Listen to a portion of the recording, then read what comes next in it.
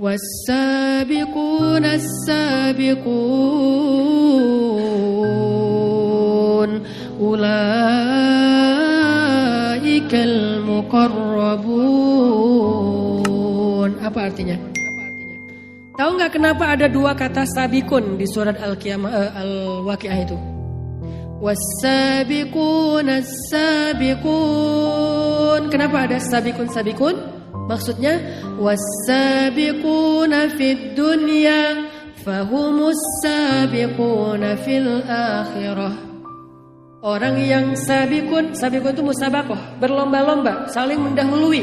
Orang yang pertama-tama berlomba-lomba dalam kebaikan di dunia, mereka juga yang pertama-tama dan duluan masuk surga. Itu maksud dari ayat tersebut. Jadi kalau kita mau nanya siapa orang yang duluan masuk surga, Ustadz, maka perhatikanlah siapa yang paling selalu di awal dalam beramal solih. Baik itu sholat jamaah di shaf pertama, datang duluan, maupun yang lain-lain termasuk amal sosial.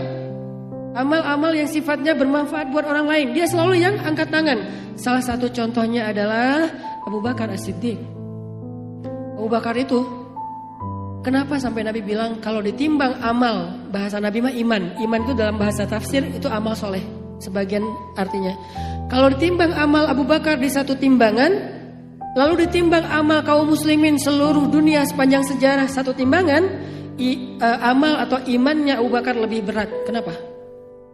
Karena 6 kalau gak salah dari 10 sahabat yang masuk surga dijamin mubasysyaruna bil jannah, itu 6 orang diantara mereka itu masuk Islam lewat Abu Bakar loh.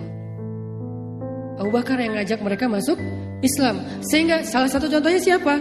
Abdurrahman bin Auf, Utsman bin Affan. Ini kan masuk Islamnya lewat Abu Bakar nih.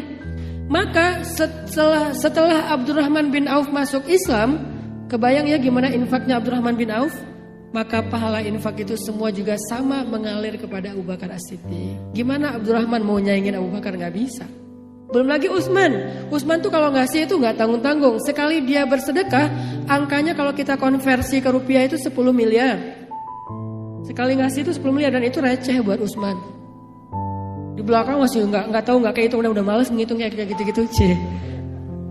Sampai Abdurrahman bin Auf itu ya nangis gara-gara terlalu kaya. Coba.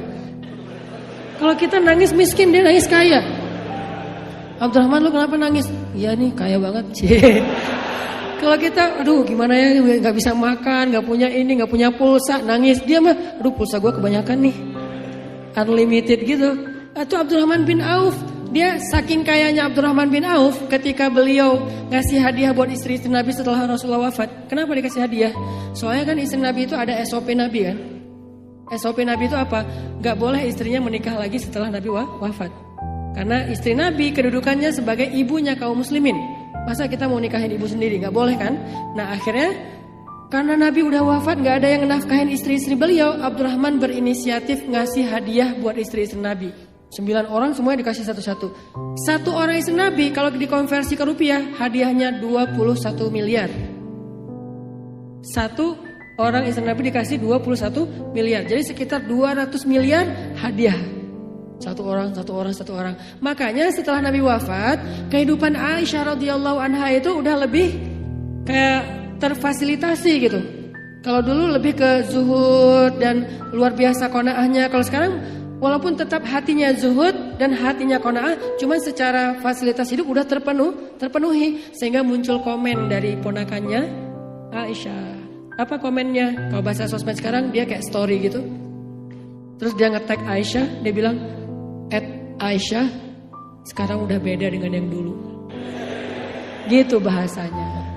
Ternyata itu di-capture oleh sahabat, di-forward ke Aisyah. Aisyah tuh lihat, Abdullah kayak gitu tuh ininya, story-nya.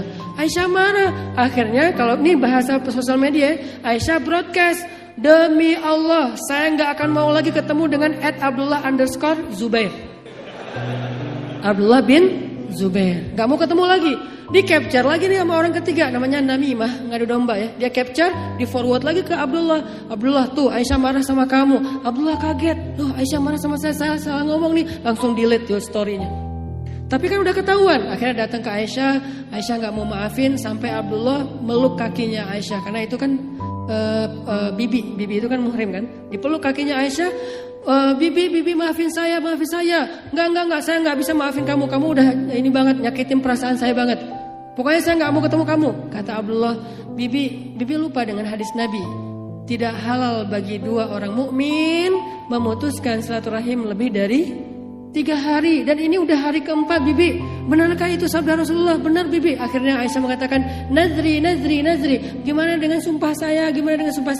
Akhirnya Aisyah memerdekakan 10 orang budak demi bisa mencabut sumpahnya. Ini menunjukkan bahwa Abdurrahman tuh kaya banget, ngasih hadiah aja gede-gedean.